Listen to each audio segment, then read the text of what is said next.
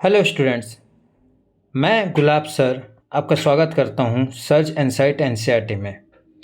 आज हम बात करेंगे पॉलिनोमियल क्लास 9th सीबीएसई का चैप्टर जो कि चैप्टर 2 है।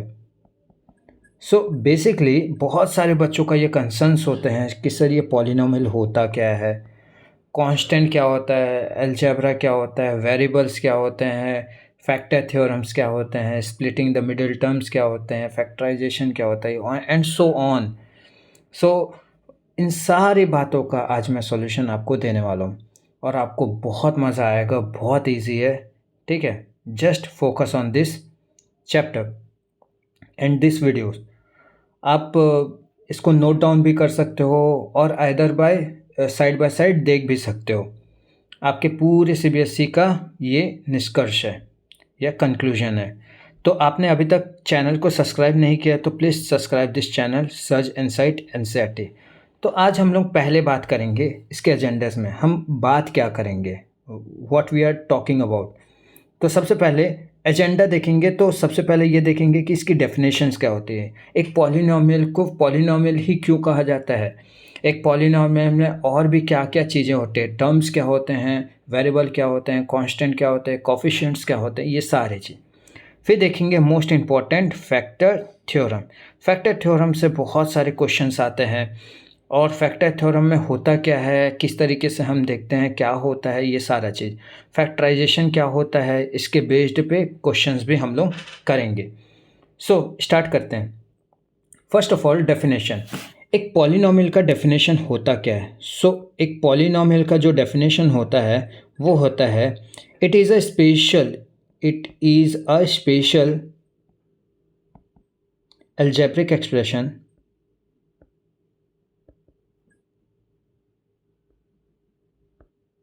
having expression having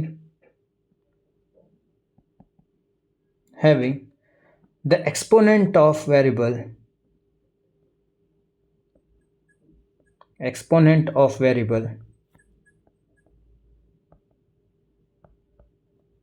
whole number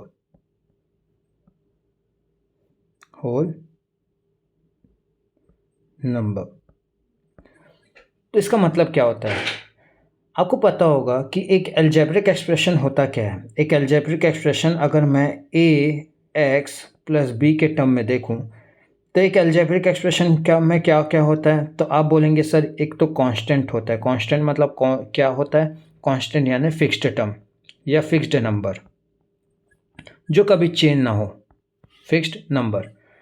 x क्या होता है, एक्स होता है वेरिएबल नंबर। अच्छा, ये वेरिएबल क्या होता है, तो वेरिएबल जो होता है ना ये कभी भी चेंज हो जाता है, कभी भी चेंज हो जाता है अकॉर्डिंग टू द सर्कमस्टेंसेस और अकॉर्डिंग टू द इंडिविजुअल्स। कैसे कि लेट सपोज कि आपने बोला कि सर अगर मैं कोई एक नाम ले लूँ या कोई भी चीज़ बोल दूँ, या लेट सपोज एक्स ही ले लेते हैं, तो एक्स में आपके हिसाब से ये 1 होगा, मेरे हिसाब से ये 2 होगा, किसी और के हिसाब से ये 3 होगा, उसके हिसाब से 4 होगा। इस तरीके से ये चेंज हो सकता है। तो जो चेंज हो सकता है उसको वेरिएबल बोलते हैं। क्या बोलते हैं, वेरिएबल। ओके, नाउ इसको हम एक्स वाई जेड से ही क्यों रिप्रेजेंट करते हैं, और कोई नंबर या और कोई वो नहीं है क्या। तो मैं बोला नंबर तो सारे चले गए, इसको बोलते हैं लिटरल नंबर। क्या बोलते हैं, लिटरल नंबर। इस लिटरल नंबर को रिप्रेजेंट करते हैं एक्स वाई जेड, इस तरीके के एक फॉर्मेट में चलता है, P Q R S A B C, इस तरीके से आप देखते हो। ए क्या होता है, ए बेसिकली कुछ नहीं बल्कि एक कॉफिशिएंट होता है। क्या होता है, कॉफिशिएंट। किसका कॉफिशिएंट, कॉफिशिएंट ऑफ एक्स का। समझ आया बच्चा। ओके, नाउ आगे जब चलेंगे तो ये पॉलिनोमियल में हम डिफरेंट टाइप्स भी पढ़ते हैं। पॉलिनोमियल के बहुत सारे टाइप्स पढ़ते हैं। कैसे, तो अगर मैं पॉलिनोमियल के टाइप्स की बात करूं तो पॉलिनोमियल में बहुत सारे टाइप्स होते हैं अकॉर्डिंग टू द डिग्रीज। जो हम लोग अभी एक्सपोनेंट की बात किए थे उसी में ही एक आ जाता है डिग्रीज और एक आ जाता है टर्म्स। तो मैं बोला ऑन द बेसिस ऑफ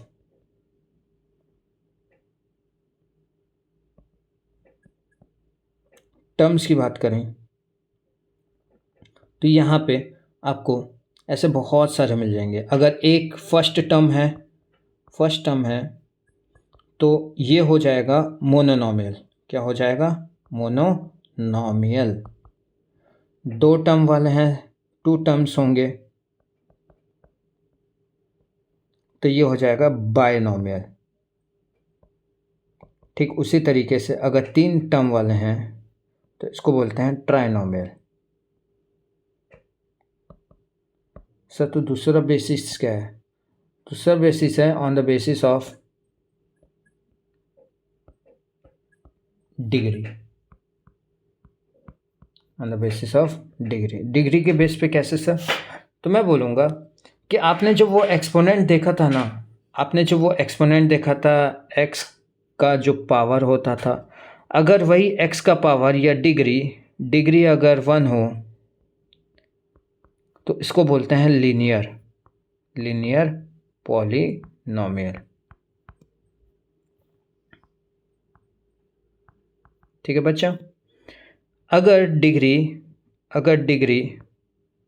2 हो तो इसको बोलते हैं क्वाड्रेटिक पॉलिनॉमियल। अगर आपका डिग्री 3 हो तो इसको बोलते हैं क्यूबिक, एंड सो ऑन। ठीक है। नाउ अब आगे चलते हैं, आगे चलेंगे तो अब आते हैं फैक्टर थ्योरम में। एक फैक्टर थ्योरम होता क्या है, बेसिकली फैक्टर्स होते क्या है? तो मैं बोलूँगा सिंपल सा सीधा साधारण एक एग्जांपल लेता हूँ। लेट्स सपोज कि आपको डिवाइड करना है, लेट्स सपोज 48 को डिवाइड करना है आपको, 8 से 48 को डिवाइड करना है। 8 को 48 को 8 से डिवाइड करना है, 48 को 8 से डिवाइड करना है। तो आप बोलेंगे सर सिंपल सा तो है, कुछ नहीं करना है, 48 इधर रखें, 8 इधर रखें, 8 6 48 होता है, और इसका रिमाइंडर आ जाएगा क्या? इसका रिमाइंडर आ जाएगा 0। तो मैं बोला बहुत बढ़िया बेटा, तब तुमने फैक्टर थ्योरम सीख लिया। कैसे सर? तो मैं बोलूँगा बेटा ये जो 48 आपने जो लिखा है ये तो डिविडेंड होता है। हाँ सर डिविडेंड होता है। ये होता है कोशेंट। हाँ सर कोशेंट होता है ये। और ये होता है डिवाइजर जिससे डिवाइड कर रहे हो आप। बहुत सही सर। तो मैं बोला जो डिविडेंड होता है वो बराबर होता है डिवाइज़र इनटू कोशेंट प्लस जो रिमाइंडर बचता है। तो मैं बोला सर इसमें फैक्टर कहाँ से आया? तो मैं बोलूँगा सर फैक्टर जो होता है ना, फैक्टर उसको बोलते हैं जो कि किसी नंबर को कंप्लीटली डिवाइड कर दे वो एक नंबर। ठीक है। तो मैं बोला क्या कि 48 का जो फैक्टर होगा वो 8 होगा, सही। 48 का फैक्टर 6 होगा, सही, क्योंकि वो 6 से भी जाएगा, 8 से भी जाएगा, 2 से भी जाएगा, 4 से भी जाएगा। इस तरीके से वो सभी नंबरों से चलता जाएगा। किससे किससे जा सकता है? तो आप बोलेंगे सर ये तो फिर इस तरीके से 1 से जाएगा, 2 से जाएगा, 3 से जाएगा, 4 से जाएगा, 6 से जाएगा, 8 से जाएगा, 12 से जाएगा। इस तरीके से ये चलता जाएगा। मैं बोला सही सर, यही तो फैक्टर्स हैं। वे फैक्टर्स या वे नंबर जो कि किसी नंबर को कंप्लीटली डिवाइड कर दे उसे हम फैक्टर्स बोलते हैं। ठीक है। अब देखिए, तो मैं बोला कि पॉलिनॉमियल में क्या होता है? पॉलिनॉमियल में आप बोलेंगे सर पॉलिनॉमियल में ना ए एक्स प्लस बी या A X square plus B X plus C, ये एक जनरल फॉर्म होता है पॉलिनॉमियल का। जनरल या स्टैंडर्ड फॉर्म होता है पॉलिनॉमियल का।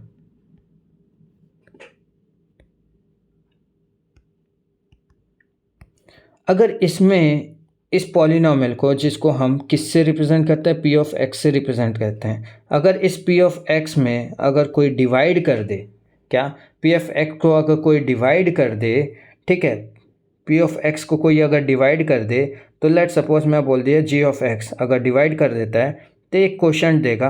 क्या देगा? एक क्वोशंट देगा। ठीक है। और रिमाइंडर क्या रहेगा? 0 रहेगा। तो मैं बोला सही। तो मैं बोला कि अगर पी ऑफ एक्स को एक्स का वो वैल्यू जिससे पूरा पॉलिनॉमियल 0 हो जा रहा है उसको हम क्या बोलेंगे? उसके फैक्टर्स बोलेंगे। सही बात। ओके। नाउ अब देखिए कि ये फैक्टर्स किस तरीके से निकलता है। तो मैं बोला अगर मेरे पास पी ऑफ एक्स है और अगर मेरे पास जी ऑफ एक्स है इनटू ये क्यू ऑफ एस, तो मैं क्या करूँगा, ये जो क्यू ऑफ या जी ऑफ एक्स जो दिया रहेगा उसको मैं बराबर कर दूंगा ज़ीरो से, क्योंकि अगर ये ज़ीरो हो गया तो ये भी ज़ीरो हो जाएगा, क्योंकि ये दोनों भी प्रोडक्ट में है, ये दोनों भी प्रोडक्ट में। तो एक अगर ज़ीरो हो गया तो दोनों भी ज़ीरो हो जाएगा, और दोनों ज़ीरो हो गया तो पी ऑफ एक्स भी क्या हो जाएगा, ज़ीरो हो जाएगा। इसका मतलब क्या हुआ सर? इसका मतलब ये हुआ कि मान के चलो आपके पास कोई एक नंबर होगा, लेट सपोज कुछ भी एक नंबर होगा, ठीक है, जैसे x square plus 2x minus 2x minus 2, और इसको x माइनस 1 जो है वो कम्प्लीटली डिवाइड कर सकता है। तो मैं बोला x इक्वल्स टू क्या हो जाएगा, 1 हो जाएगा, और x इक्वल्स टू अगर 1 हो गया तो 1 का स्क्वायर प्लस 2 इंटू 1, इसको 3 मान लीजिए, माइनस 3, तो ये हो जाएगा 1 प्लस 2 माइनस 3, तो ये हो जाएगा 0। हाँ सर, ये तो 0 आ जा रहा है। ठीक इसी तरीके से आप क्या निकालते हो, इसी तरीके से आप रिमाइंडर थ्योरम भी निकालते हो। ठीक है बच्चा। अच्छा, नाउ यहाँ से एक और चीज़ भी निकलता है, इस फैक्टर थ्योरम से एक और चीज़ भी निकलता है। क्या निकलता है तो मैं ये आपको बता देता हूँ। फैक्टर थ्योरम को निकालते कैसे हैं, ठीक है, या फैक्टर थ्योरम में है क्या क्या। तो मैंने बोला कि लेट सपोज कि कोई भी एक पॉलिनोमियल होगा, उसका दो फैक्टर्स होंगे। क्या क्या फैक्टर्स? तो A X square plus B X plus C का दो फैक्टर्स हैं, एक है पी एक्स प्लस क्यू और एक है आर एक्स प्लस एस। ठीक है, तो मैं क्या इन दोनों को भी एक्सपेंड कर सकता हूँ? हाँ कर सकता हूँ। कैसे? तो आप बोलेंगे सर ये P of P R x square हो जाएगा, और ये हो जाएगा पी से एस को करूँगा तो ये हो जाएगा पी एस एक्स हो जाएगा, पी एस एक्स हो जाएगा, प्लस ये हो जाएगा क्यू आर एक्स हो जाएगा, और ये हो जाएगा क्यू एस। नाइस। अब हो जाएगा, ये हो जाएगा P R x square, x common ले लूँगा तो एक्स हो गया, ये हो जाएगा P S plus Q R plus ये हो जाएगा क्यू एस। अगर आप देख रहे होंगे तो ये दोनों क्या हो रहा है, सम हो रहा है। क्या हो रहा है? सम हो रहा है। और ये क्या हो रहे हैं? प्रोडक्ट हो रहे हैं। क्या हो रहे हैं? प्रोडक्ट हो रहे हैं। तो किसका?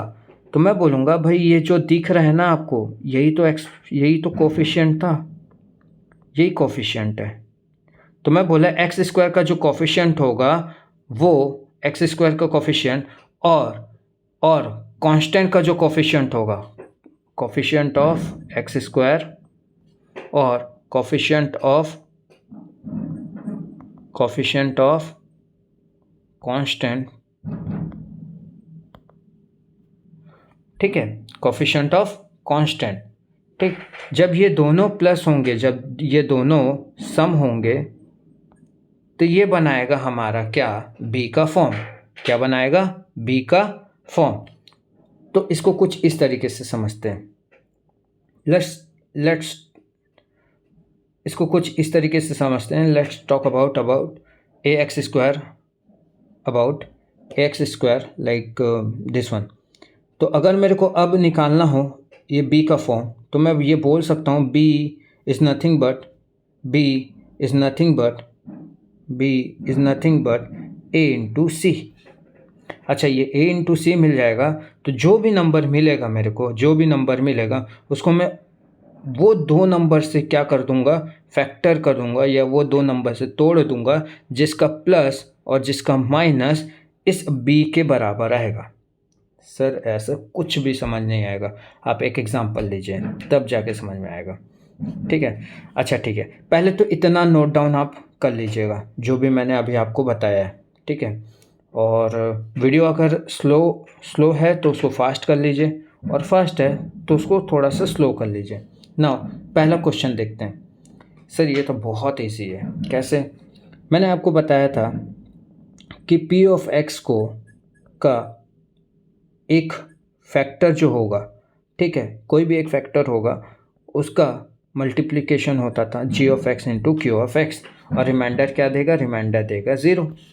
ठीक है, तो मैं बोला क्यों ना मैं इसी को ही 0 मान लूँ। तो मैं बोला यहाँ पे हमको एक फैक्टर दे दिया है एक्स प्लस ए, क्या दिया है, G of X equals to X plus 1। तो मैं क्या इसको इक्वल्स टू 0 मान लूँ, हाँ मान लेता हूँ। एक्स इक्वल्स टू कितना हो गया, -1। तो ये हो गया मेरा एक्स का वैल्यू। एक्स का वैल्यू मिल जाएगा तो मैं पहले वाले टर्म में क्या है मेरा, पहला P of X equals to X cube plus X square plus X plus 1। तो यहाँ पे डाल दूंगा तो ये आ जाएगा -1 का होल क्यूब प्लस -1 का स्क्वायर प्लस -1 प्लस 1।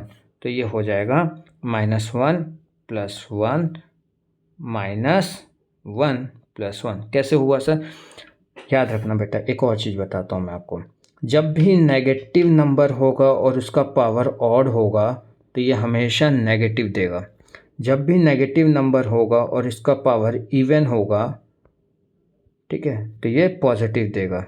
ठीक, तो वैसे ही नेगेटिव से पॉजिटिव कट गया, नेगेटिव से पॉजिटिव कट गया, कैसे, क्या आया हमारे पास आंसर, 0। 0 आ गया, इसका मतलब ये है कि x प्लस 1 इसका फैक्टर है। ठीक उसी तरीके से आप इसका भी फॉलो कर सकते हो। कैसे कर सकते हो, तो देखिए मैं आपको यहाँ पे करके बताता हूँ। तो ये हो जाएगा x cube minus x square minus 2 plus √2 का होल एक्स प्लस √2। तो ये हो जाएगा -1 का होल क्यूब -1 का whole square minus 2 plus √2 into -1 plus √2। तो ये हो जाएगा -1 प्लस माइनस, ये हो जाएगा माइनस, ये हो जाएगा +1। ठीक है, +1 -1, ये हो जाएगा +1 प्लस माइनस माइनस माइनस का 1 माइनस, ये आ जाएगा। अब मैं इसको बाहर निकालूंगा तो क्या हो जाएगा, ये -2 माइनस माइनस प्लस +2 हो जाएगा। ये हो जाएगा माइनस, यहाँ से पहले निकाल दे, पहले इसको मल्टीप्लाई कर लीजिए फिर इसको इधर से।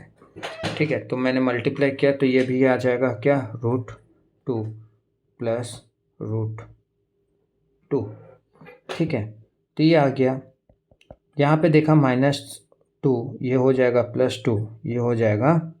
अच्छा, यहाँ पे एक चीज़ देखिए, यहाँ पे हमने क्या किया, यहाँ पे हमने ये, यहाँ पे जब मैं इसको पहले ना वो कर देता हूँ, मैं क्या कर देता हूँ, पहले इसको एक्सपेंड कर देता हूँ। तो ये हो जाएगा 1 -1, ये हो जाएगा -1, ये हो जाएगा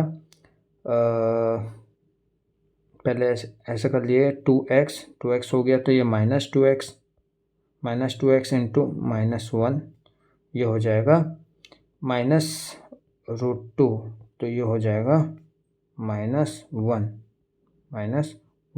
प्लस √2। तो ये हो जाएगा बेटा, ये हो जाएगा -2, ये हो जाएगा -2।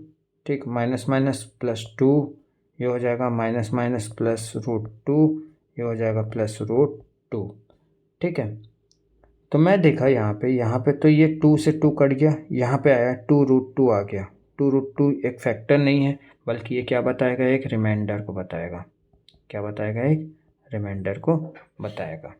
ठीक है बच्चा, वैसे ही आप ये वाला क्वेश्चन करिए और ये वाला क्वेश्चन करिए और आंसर कमेंट सेक्शन में ज़रूर बताइए।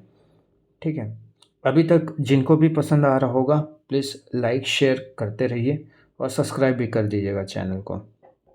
नाउ, जैसे कि मैंने आपको प्रीवियसली बताया कि जी ऑफ एक्स के बारे में, तो मैंने बोला कि अगर मेरे पास पी ऑफ एक्स दिया है x cube plus 3x square plus 3x plus 1, और मेरे पास जी ऑफ एक्स भी दे दिया है, जी ऑफ एक्स दे दिया है क्या, x प्लस 2। तो मैं बोला सर जी ऑफ एक्स को आप ना इक्वल्स टू 0 मान लो। तो मैं मान लिया, मैंने बोला भाई x प्लस 2 इक्वल्स टू 0 हो गया। तो यहाँ से x इक्वल्स टू क्या आ जाएगा, -2 आ जाएगा। क्या आ जाएगा, -2। तो मैंने क्या किया, p ऑफ -2 इक्वल्स टू -2 का होल क्यूब प्लस 3 इंटू -2 का होल स्क्वायर प्लस 3 इंटू -2 का प्लस 1 आ गया। तो जब ये आ गया तो ये हो गया -8 2 का क्यूब 8 होता है, ठीक है। यहाँ पे आ जाएगा प्लस ये 2 2 ज़ा 4, 4 3 ज़ा 12, प्लस माइनस माइनस 3 2 ज़ा 6 और ये आ जाएगा +1।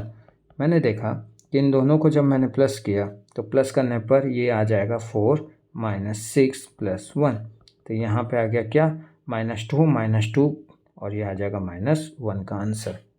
आया बच्चा? ठीक, तो यही आंसर होगा। आप इसको वेरीफाई भी कर सकते हो, वेरीफाई करने के लिए ये बेसिकली ये वेरिफिकेशन ही है, ठीक है। नाउ अब पता करते हैं कि k की क्या वैल्यू है अगर हमें एक फैक्टर दे दी है। अब आपको पता है कि कोई भी फैक्टर दे दे तो हम x की वैल्यू को उसको इक्वल्स टू 0 मान सकते हैं। x - 1 इक्वल्स टू 0 तो x इक्वल्स टू क्या हो जाएगा 1 हो जाएगा। तो मैं बोला अगर ये मान लिए तो यहाँ पे p ऑफ 1 रख लो, यहाँ पे क्या आ जाएगा 1 का स्क्वायर प्लस 1 प्लस k, तो ये आ गया क्या, ये आ गया 1 + 1 + k, तो ये हो गया 2 + k। और चूँकि मैंने आपको बोला कि ये किसके बराबर होगा 0 के, तो आपने देख लिया कि k की वैल्यू क्या होगा -2, किसके बराबर होगा -2 के बराबर।